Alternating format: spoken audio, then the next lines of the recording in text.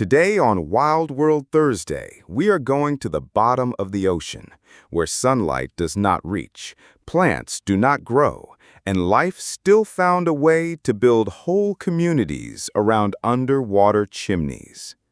These are hydrothermal vents. Plain English, they are hot springs on the seafloor. But that simple explanation does not do them justice, because some of these places look like alien cities.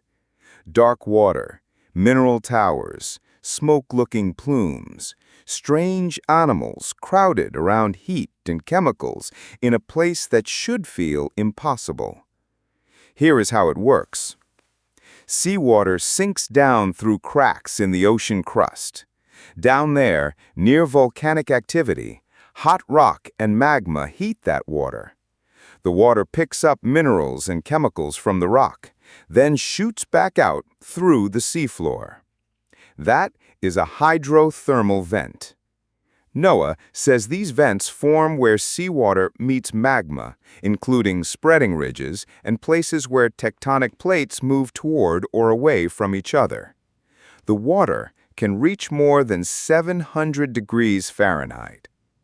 Now here is the wild part. At the surface, water that hot would be boiling like crazy. But deep in the ocean, the pressure is so extreme that the hot vent fluid does not boil the way it would up here. So you get this brutal setup: freezing deep ocean water around it, superheated mineral-rich fluid coming out of the crust, and pressure that would crush normal equipment. And life is sitting right there like, yeah, I can work with this. Hydrothermal vents were first discovered in 1977 near the Galapagos Islands along an oceanic spreading ridge. Scientists expected interesting geology. What shocked them was the life. They found organisms packed around the vents in a place with no sunlight. That was a big deal because for a long time, people thought most life on Earth ultimately depended on sunlight. Plants used photosynthesis. Animals eat plants, or eat animals that ate plants. Even deep ocean food was often thought of as leftovers drifting down from the sunlit surface. Then scientists found vent communities, and the rulebook got a lot more interesting. Down there, the base of the food web is not grass, algae, or trees. It is microbes. Instead of photosynthesis, these microbes use chemosynthesis. That means they use chemical energy from vent fluids to make food. No sunlight, no green leaves, no little garden at the bottom of the sea, just chemistry, microbes, and life building a neighborhood in total darkness. That is why hydrothermal vents matter so much. They proved that life can be powered by chemical energy in places where sunlight is gone. Around some vents you can find animals like giant tube worms, mussels, crabs, shrimp, and other creatures adapted to conditions that would be brutal for most life. Giant tube worms are one of the best examples. Adult giant tube worms do not eat the way we think of eating. They don't have a normal mouth and gut doing the work. Instead, they rely on bacteria living inside them. Those bacteria use chemicals, including hydrogen sulfide, to produce food. The worm gives the bacteria a safe place to live, and the bacteria help feed the worm. That's a strange deal, but it works. And it works in a place where humans need submarines, robots, pressure-proof equipment, and a whole support crew just to visit for a little while. Then there are black smokers. 2 years after the first vents were found, scientists discovered tall, chimney-like structures releasing dark, mineral-rich fluid. It looked like smoke pouring from underwater smokestacks, so they called them black smokers. It's not smoke from fire.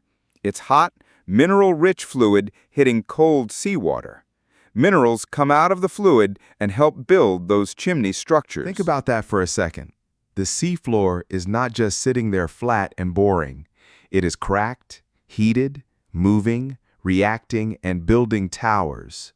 It is chemistry and geology working together in the dark. And around those towers, life shows up. That is the part I love. The planet has these hidden systems running whether we notice them or not. You can be standing in your driveway, drinking coffee, thinking the world is just houses, roads, grass, and clouds. Meanwhile, miles under the ocean, hot chemical water is blasting through rock and feeding an ecosystem that never needed sunrise. That should make you feel small in the best way. Hydrothermal vents also make scientists think differently about life beyond Earth. If life can use chemical energy at the bottom of our ocean, then maybe life does not always need a sunny surface. Maybe the interesting places are under ice, under oceans, or around chemical energy sources we have not even explored yet. That does not mean aliens are guaranteed. It means Earth already taught us not to be too arrogant about where life is allowed to exist. That is the lesson here. Life is tougher, stranger, and more creative than we usually give it credit for. Hydrothermal vents are not just weird ocean facts.